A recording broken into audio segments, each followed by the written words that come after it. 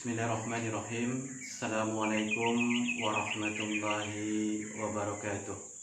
Alhamdulillahirabbil alamin. Ikhwan wa akhwat fillah rahimatullah. Kita masih diberikan kesehatan oleh Allah Subhanahu wa taala sehingga bisa terus belajar mencari ilmu, thalabil ilmi. Mudah-mudahan dengan ilmu ini Allah berikan kemudahan kita menjalankan kehidupan di dunia, terlebih kehidupan di akhirat. Amin. Amin ya rabbal alamin. Ikhwan wa akhwat fillah rahmatullah. Hari ini saya coba akan berikan satu renungan singkat buat kita semua. Mudah-mudahan dengan renungan ini makin mendekatkan diri kita kepada Allah Subhanahu wa taala.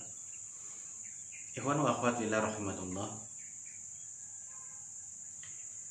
Mungkin kita pernah melihat seseorang atau orang yang takut untuk mencebur ke dalam air, atau sering kita pernah melihat ada orang yang tidak bisa berenang, atau kita melihat ada orang yang fobia atau takut kepada kedalaman air dan seterusnya. Atau paling simpel kita katakan orang yang tidak bisa berenang pasti dia takut dengan air. Coba perhatikan, coba dibayangkan andai kata ada orang yang begitu takut dengan air, tidak bisa berenang, takut dengan kedalaman air, lalu karena satu dan lain hal dia tercebur ke dalam sungai. Dan ternyata sungai itu begitu dalam dan deras airnya. Apa yang terjadi kira-kira? Apa yang dilakukan oleh orang yang kecebur tadi itu? Maka dia akan terus bergerak dengan gerakan yang begitu cepat dan keras, dengan tangannya, dengan kakinya, dengan badannya, dengan kepalanya. Untuk apa? Untuk dia bisa selamat dari air, untuk dia berupaya tidak tenggelam dalam sungai itu. Dia bergerak sedemikian keras dengan kaki, tangan, dan badan semuanya. Apa yang terjadi? Lambat laun dia akan tenggelam dan mati. Dia bergerak sedemikian rupa melawan sungai, begitu keras upayanya, tapi lambat laun dia tenggelam dan mati. Saya perhatikan, setelah dia tenggelam dan mati, jasadnya perlahan-lahan akan terapung di atas sungai. Jadi ketika dia bergerak melawan sungai, dia tenggelam dan mati.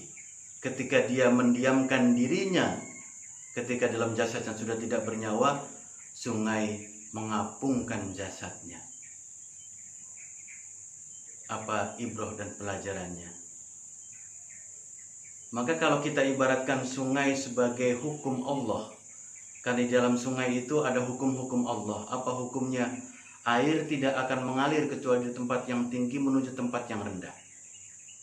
Air tidak akan menenggelamkan satu benda, satu jasad, kecuali jasad tersebut berat jenisnya lebih berat daripada berat jenis air.